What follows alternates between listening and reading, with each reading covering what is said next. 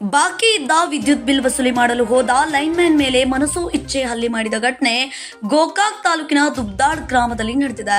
ಸುಮಾರು 17,146 ರೂಪಾಯಿ ವಿದ್ಯುತ್ ಬಿಲ್ ಬಾಕಿಯನ್ನು ದುಬ್ದಾಡ್ ಗ್ರಾಮದ ಕಾದಿರ್ ಸಾಬ್ ಪಠಾಣ್ ಸಾಬ್ ಕೋತ್ವಾಲ್ ತುಂಬದೇ ಇದ್ದ ಕಾರಣ 7 ತಿಂಗಳ ಹಿಂದೆ ಸ್ಥಳೀಯ ಲೈನ್ಮ್ಯಾನ್ ಅವರಿಗೆ ತುಂಬಲು ತಿಳಿಸಿದ್ರು. ಕೇಳದಿದ್ದಾಗ ಸಂಪರ್ಕ ಕಡಿತ ಮಾಡಿ ವೈರ್ ಕಟ್ ಮಾಡಿದ್ರು.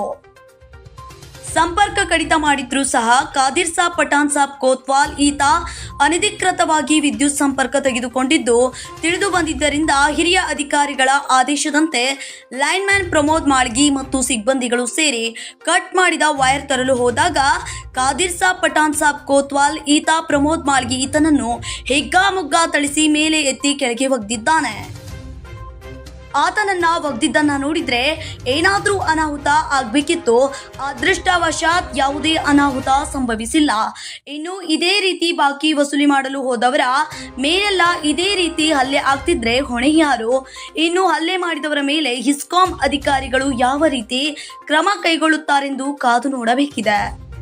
ಇದರ ಜೊತೆಯಲ್ಲಿ ಲೈನ್ಮನ್ಗಳು ಕೂಡ ಅಧಿಕಾರಿಗಳು ನಮ್ಮನ್ನು ಕಾಪಾಡಲು ಯಾವ ರೀತಿ ಕ್ರಮ ಕೈಗೊಳ್ಳುತ್ತಾರೆಂದು ಕಾದು ನೋಡುತ್ತಿದ್ದಾರೆ. Mallappa Goudar, RLG news, Gokak.